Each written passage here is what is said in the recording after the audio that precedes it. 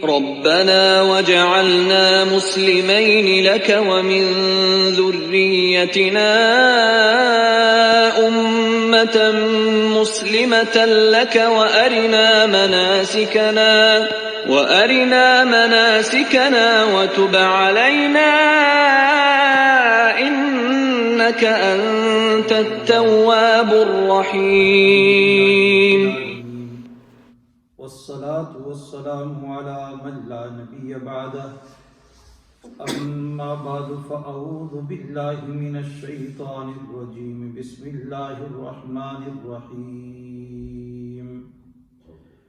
ربنا واجعلنا مسلمين لك ومن ذريتنا أمة مسلمة لك وأرنا مناسكنا وتب علينا إنك أنت التواب الرحيم. صدق اللہ العظیم. نہایت ہی قابل قدر مسلمان بھائیوں اور بزرگوں اور گھروں میں سننے والی میری مسلمان ماں بہنوں، السلام علیکم ورحمۃ اللہ وبرکاتہ. آپ حضرات کے سامنے سورہ بقرہ پہلا پارہ آیت نمبر 128 تلاوت کی ہے. رب العالمین سے دعا ہے کہ اللہ اس آیت کے متعلق سے بات کہنے کی توفیق عطا فرمائے اور رب العالمین ہم سب مسلمانوں کو صحیح معنوں میں دین اسلام کی سمجھ اور اس کے اوپر عمل کی توفیق عطا فرمائے. حضرت ابراہیم علیہ السلام کی دعاؤں کا ذکر چل رہا تھا.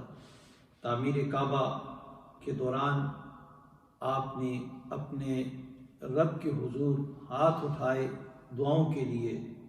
جو دعائیں مانگی رب العالمین نے ان دعاؤں کو یہاں ذکر کیا، بیان کیا ہے. تو ابراہیم علیہ السلام نے کعبہ کی تعمیر کے بعد یہاں پر دو دعائیں کی ہیں جو یہاں لکھی ہوئی ہیں.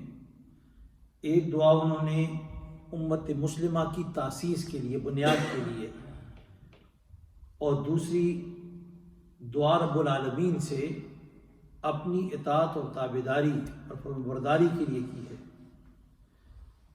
اور ساتھ ہی اپنی اولاد کے لیے بھی دعا مانگی کہ اللہ میری اولاد میں سے بھی ایک جماعت ایسی بنا جو تیری تابعدار ہو اور تیری اطاعت گزار ہو.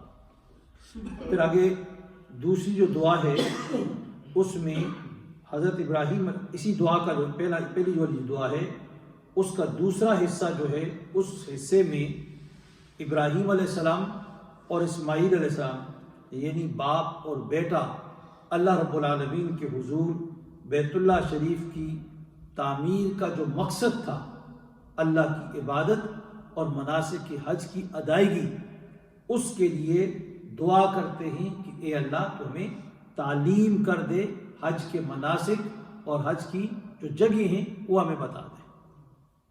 پھر دوسری دعا ہے ابراہیم علیہ السلام کی اور اسماعیل علیہ السلام کی.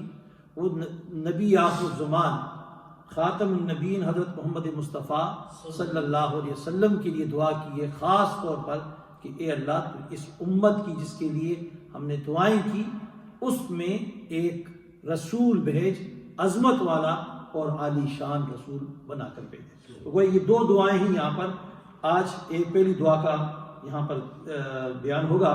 تو فرمایا رب العالمین نے ربنا وجعلنا مسلمین، ربنا اے ہمارے رب.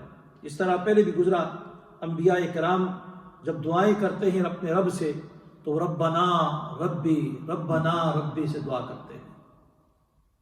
اس سے معلوم ہوتا ہے کہ دعا کے لیے یہ الفاظ جو چنے جاتے ہیں یہ خاص الفاظ ہیں جس کے ذریعے سے اللہ رب العالمین کی توجہات اور رحمت کا انسان کی طرف کیا ہے، یعنی اللہ کی رحمتیں متوجہ ہوتی ہیں اس کی طرف، رحمتوں کا نزول ہوتا ہے ان کے ذریعے سے، دعائیں قبول ہوتی ہیں ان کے ذریعے سے.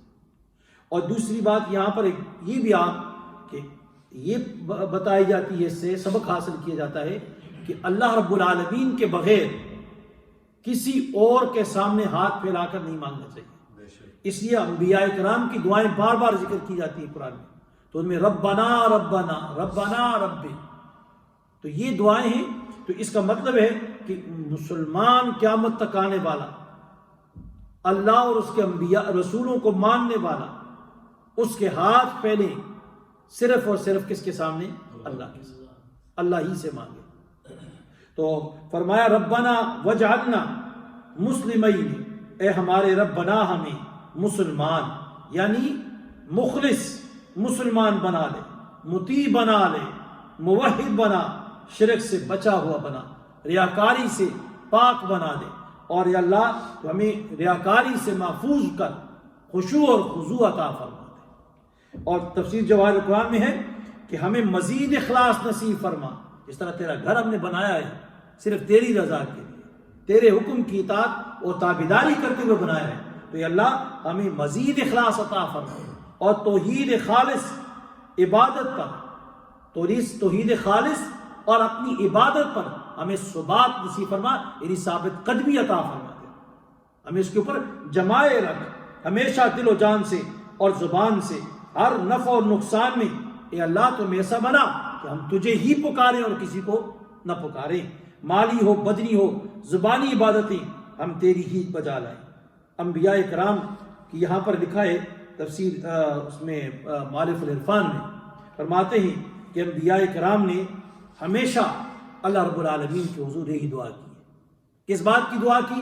اطاعت اور تابعداری مانگی ہے رب العالمین سے. جس طرح یہ نا قرآن کریم میں اللہ تعالیٰ فرماتے ہیں توفنی، کیا ہے؟ مسلما والحقنی بالصالحین. کہیں پر یہ دعا ہے وجعلنا مسلمین، یہ دعا مانگی. اور کہیں فرماتے ہیں توفنی مسلما والحقنی بالصالحین، کہ اللہ مجھے موت عطا فرما، اسلام کے اوپر اپنی تابعداری کے اوپر موت نصیب فرما. اور کیا ہے؟ والحقنی بالصالحین، مجھے نیک وکار لوگوں کے ساتھ ملا دے. تو گویا یہاں ہمیشہ یہ دعا کرتے ہیں. تو نیک صلحاء لوگ بھی اسی قسم کی کیا ہے دعائیں کرتے رہتے ہیں. تو عام مسلمان کو بھی یہ دعا کرنی چاہیے کہ اللہ ہمیں اپنا اطاعت گزار، تابعدار بنا، فرما بردار اور مطیع بنا دے. انبیاء کرام جب دنیا سے جاتے ہیں تو اپنی اولادوں کو نصیحت بھی انہی الفاظ سے کرتے ہیں کہ فلا تموتن الا وانتم مسلمون، کہ تمہارے اوپر موت نہ آئے اس حال میں مرو کہ تم اللہ رب العالمین کے تابعدار اور فرمانبردار ہو. اس حال میں تمہاری موت آنی چاہیے. اس لیے فرماتے ہیں کہ تابعداری، اطاعت اور تابعداری یہ بنیاد ہے، اصل چیز ہے انسان کی دنیا اور آخرت کی کامیابی کے لیے. اگر دنیا اور آخرت کی کامیابی مطلوب ہے، ضرورت ہے، چاہیے، تو پھر انسان کو کیا کرنا چاہیے؟ اطاعت اور تابعداری اختیار کر لینی چاہیے اور بار بار رب العالمین سے مانگنا چاہیے. انبیاء اکرام وہ تو 100% اللہ رب العالمین کے اطاعت و تابعدار تھے، لیکن بار بار پھر بھی رب العالمین سے مانگ رہے. کس لیے مانگ رہے؟ امت کے لیے تعلیم ہے، درس ہے اس کے اندر. آگے فرمایا وَمِن ذُرِّيَّتِنَا أُمَّةً مُسْلِمَةً لَكَ، اور ہماری نسل میں بھی ایک گروہ پیدا فرما جو تیرا فرما بردار. وَمِن ذُرِّيَّتِنَا، ہماری اولاد میں بھی کیا ہے؟ امتاً، ایک امت ہو، ایک گروہ ہو، جماعت ہو، مسلمتاً، تابعدار، اطاعت گزار، موحد، کیا ہے؟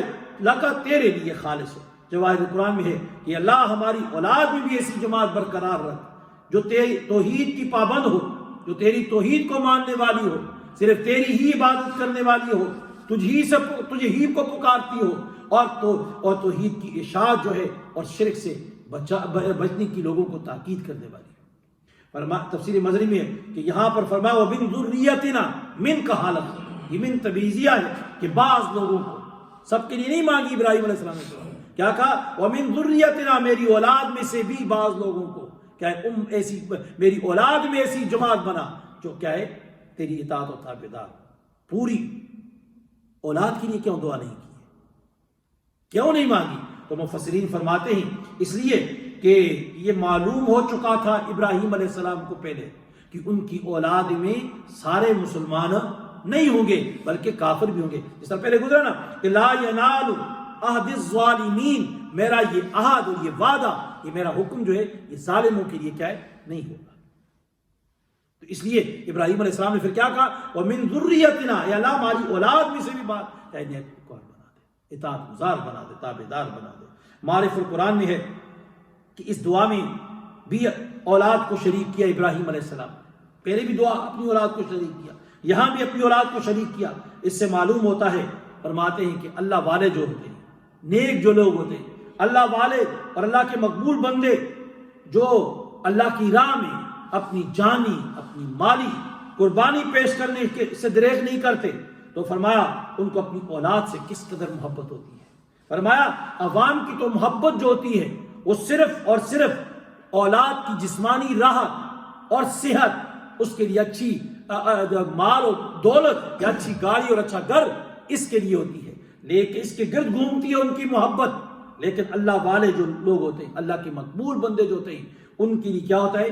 وہ جسمانی راحت کے ساتھ، ان کی صحت کے ساتھ روحانی روحانی شفقت جو ہوتی ہے اور روحانی محبت جو ہوتی ہے وہ کیا ہے؟ ان کے اوپر غالب ہوتی ہے۔ وہ اپنی اولاد کے لیے اس کا بھی انتظام کرتے ہیں۔ رب العالمین سے صرف دنیا نہیں مانگتے ان کے لیے، بلکہ کیا مانگتے ہیں؟ آخرت بھی مانگتے ہیں، روحانی اصلاح بھی مانگتے ہیں۔ تو فرمایا کہ اللہ کے مقبول بندے جسمانی سے زیادہ روحانی اور دنیاوی سے زیادہ اخروی راحت کی فکر میں لگے رہتے ہیں۔ تو فرمایا تفسیر معارف القرآن میں ہے، ابراہیم علیہ السلام کی یہ دعا بھی قبول ہوئی۔ یہ دعا مانگی نا، ربنا وجعلنا مسلمین لک ومن ذریتنا امۃ مسلمۃ لک وارنا مناسکنا، یہ دعا جو ابراہیم علیہ السلام کی قبول ہوئی۔ آپ کی ذریت میں ہمیشہ فرماتے ہیں ایسے لوگ گزرے، ہمیشہ ابراہیم علیہ السلام کی اولاد میں ہمیشہ ایسے لوگ، اسماعیل علیہ السلام کی نسل میں سے ایسے لوگ آئے جو اللہ رب العالمین کے کیا ہے؟ دین کو قائم رکھنے والے تھے، اللہ کی فرمانبردار تھے۔ جاہلیت کے زمانے میں عرب کا جو علاقہ ہے یہ شرک سے بھر چکا تھا، شرک سے بھر چکا تھا، لیکن ابراہیم علیہ السلام کی اولاد میں اس عرب کی سرزمین کے اوپر بھی بعض ایسے لوگ تھے جو کیا ہے؟ اللہ رب العالمین کے ساتھ کسی کو شریک نہیں ٹھہرایا کرتے تھے، اللہ کے ساتھ کسی کو شریک نہیں ٹھہرایا کرتے تھے، ان کے عقیدے صاف تھے، آخرت کو ماننے والے تھے، جس طرح زید بن عمرو بن نفیل کے بارے میں آتا ہے۔ اسی طرح فرمایا آگے اللہ رب العالمین کا ارشاد ہے وَأَرِنَا مَنَاسِكَنَا، مناسک یہ منسک کی جمع ہے، اور منسک کہتے ہیں کہ اعمال حج کو بھی مناسک کہا جاتا ہے، اور مقامات حج کو بھی، جس طرح مزدلفہ ہے، عرفات ہے، مینا ہے، یہ جو جگہ حج والی، تو فرمایا ان کو بھی کیا ہے؟ مناسک کہا جاتا ہے۔ تو یہاں مفسرین فرماتے دونوں معنی مراد، دونوں معنی مراد ہے۔ فرمایا ارنا، یہاں اراعت، ارنا معنی کس کے ہے؟ بمعنی تعلیم کے ہے، تعلیم کے، کہ ہمیں احکام شریعت سکھا دے۔ کیا سکھا دے؟ ہمیں احکام شریعت سکھا دے اور امور حج تعلیم فرما دے۔